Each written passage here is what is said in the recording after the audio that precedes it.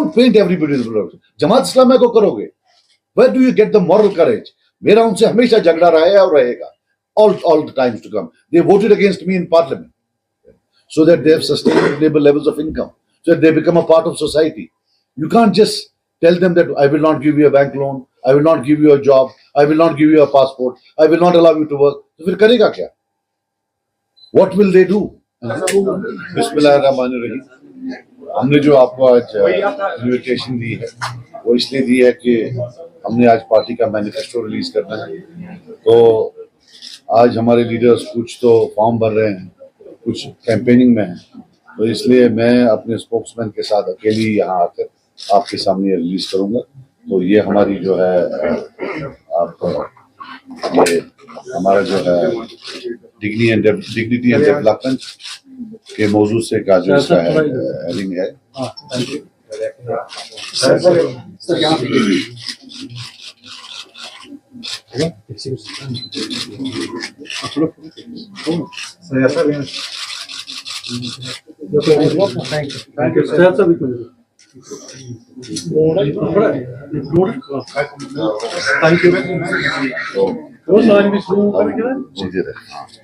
तो कुछ चीजें मैं मोटा मोटा, वैसे तो आपको मिलेगी, ये बुकलेट मिलेगी और पीडीएफ भी मिलेगी। तो इसमें हमने मेरी तरफ से एक फॉरवर्ड भी है अबाउट द प्रेजेंट सर्कमस्टांसेस, कैसे 2019 के बाद हमें डिसएम्पावर किया गया टोटली पॉलिटिकली। हाउ बेटा आप प्लीज चुप करना, अगर नहीं अकाउंट बंद करवाए you talk. How from being one of the most politically empowered state in the country, we have been relegated to a UT. We have been stripped of Article 370, Article 35A, और कैसे पिछले 5 साल में जम्मू कश्मीर के जो बाशिंदे हैं, बिलखुसूस कश्मीर के, उनको कैसे एक म्यूटेड बाईस्टैंडर बना के रखा गया, कैसे एडमिनिस्ट्रेटिव जॉब्स में, पुलिस की जॉब्स में, हर जगह उनको क्राउड आउट किया गया है। उसमें हमने पूरा लिखा है। हमने लिखा है कि we will fight for the restoration of Article 370, Article 35A. We don't believe that this is the end of the story. Inshallah, a day will come when good old days will come back and we will have federal powers at par with Article 370 and Article 35A. Resolution of Kashmir issue का हम बोलते हैं कि conflicts पर से रिजॉल्वेबल नहीं होते। Kashmir issue को रिजॉल्व करने के लिए सॉल्यूशंस की कोई dearth नहीं है। It is the lack of leadership. It's the lack of statesmanship, especially in India and Pakistan. The day 2 statesmen sit in India, in Islamabad and in New Delhi, they will resolve it. जब तक leadership नहीं होगी, resolve नहीं होगा। हमारा जो ये 70 साल का रिजल्ट, जिसका सबसे बड़ा जो इम्पैक्ट है, नेगेटिव इम्पैक्ट कश्मीरीज पर है, ये लैक ऑफ लीडरशिप की तरफ। So this is the resolution which we resolve and we will try to present in the assembly. Then another resolution will be probe into rigging of 1987 elections. हमारा ये कोई, it is not our intention to make 87 an election issue. मगर 87 की rigging के बाद violence I और जितने भी पॉलिटिकल प्रिजनर्स आज हैं, चाहे कोई भी, चाहे किसी को उम्र कैद लगी हो और सरकार फिर फांसी की सजा के लिए कोर्ट के पास गई हो, या जो बाकी हैं 35 साल, 40 साल, 42 साल, अनएंडिंग जेल टर्म्स, और ये हंड्रेड्स ऑफ देम, जब तक इसमें एक जुडिशियल कमीशन ना बैठे और जब तक ये पूरा प्रूव ना किया जाए, या जब तक वो कमीशन की फाइंडिंग्स में ये पता ना चले कि कैसे 87 is the root cause of all this, तब तक सरकार शायद कोई ह्यूमैनिटेरियन व्यू नहीं ले सकती। ये लोग बेचारे उम्र भर जेल में रहेंगे। They will probably die in jail. So we can't totally forget about a huge section of people who are rotting in jails.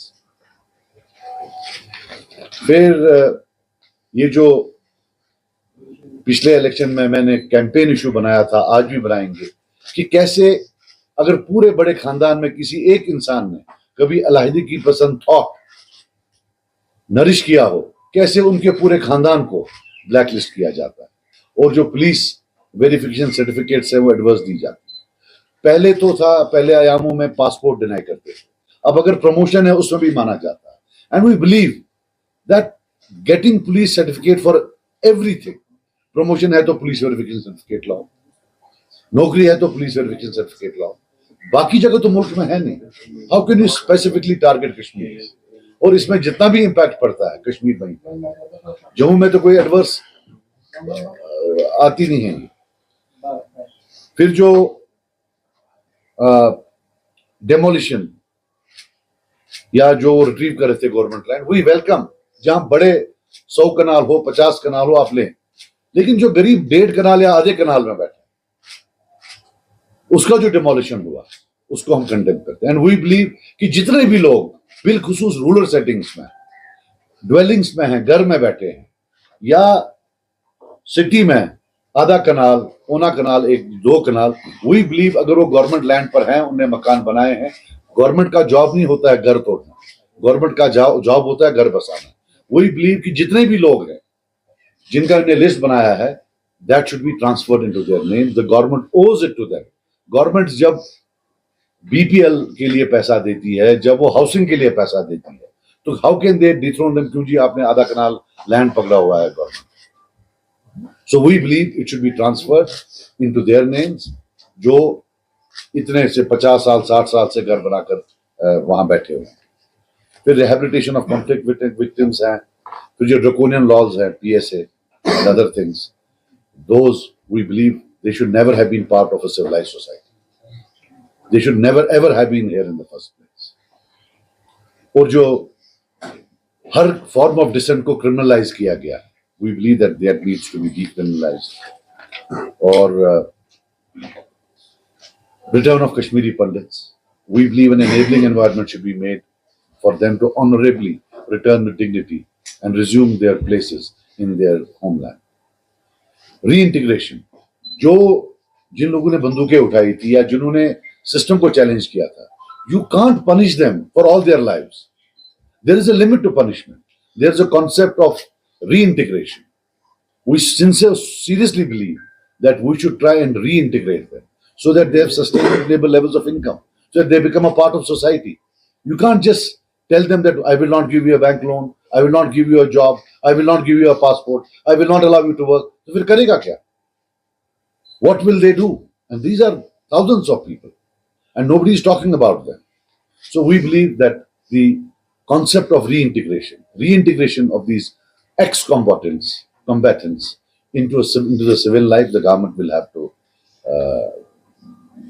facilitate that.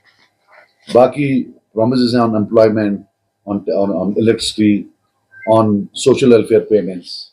We believe social welfare payments are a matter of right. They are not a matter of charity.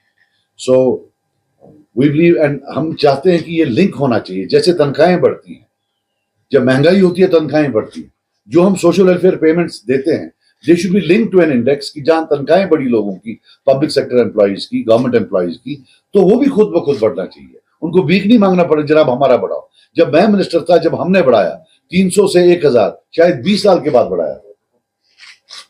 तो solar जो है, solar power, हम चाहते हैं कि जितने भी BPL हैं या जो पोअर एरियाज हैं, उन सबको एटलीस्ट एक सिंपल सेट टॉप जो छोटा होता है, जिसमें 4-5 लैंप होते हैं, जिसमें चार्जर चार्ज कर सकता है, एक टीवी चल सकता है, वो, ताकि उनको कैंडल्स की जरूरत ना पड़े। इस जमाने में वो कैंडल्स के नीचे हमारे बच्चे ना पड़े। We think they should be given free of cost to every household beyond a certain threshold. जो हाई इनकम ग्रुप्स हैं, उनके बगैर सबको घर घर फ्री मिलना चाहिए। वुमेन एम्पावरमेंट है, बाकी आप खुद देख लें। हमने about tourism, about horticulture, we talk about in detail. The question. 25 जगह कर रहे हैं, हमने हमारा अलायंस किसी के साथ। आप खुद कहाँ कंटेस्ट करते हैं? मैं अभी हंदवारा तो मेरी ट्रेडिशनल सीट है, लेकिन बहुत सारा प्रेशर है कि आप कुपवारा से भी ले करें, तो will take a call on that, because हालांकि हम ट्रेड कर रहे थे पार्लियामेंट में कुपवारा असेंबली सेगमेंट से, बट वहाँ के लोग बहुत ज्यादा इसरार कर रहे हैं कि साहब एक परसेप्शन है कि आप कुपवारा जो है ज्यादा मतलब इग्नोर कर रहे हैं, तो आप कुपवारा से लड़े।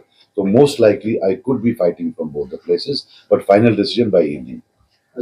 Don't start it again. मैं आज इतनी देर बाद आया हूं, मैं अपने लोगों के पास वोट डालने जा रहा हूं। ये क्या चीज है? आपने और देवेंद्र राणा का क्यों नहीं पूछा? आप देवेंद्र राणा का भी तो है, वो पूछिए। नहीं, आप ऐसा करिए, आप listen, I will tell you something, listen, I will tell you something, तो मौका देना, जितना आप करें, नाउ लेट मी स्पीक, मौका देना, लेट मी स्पीक।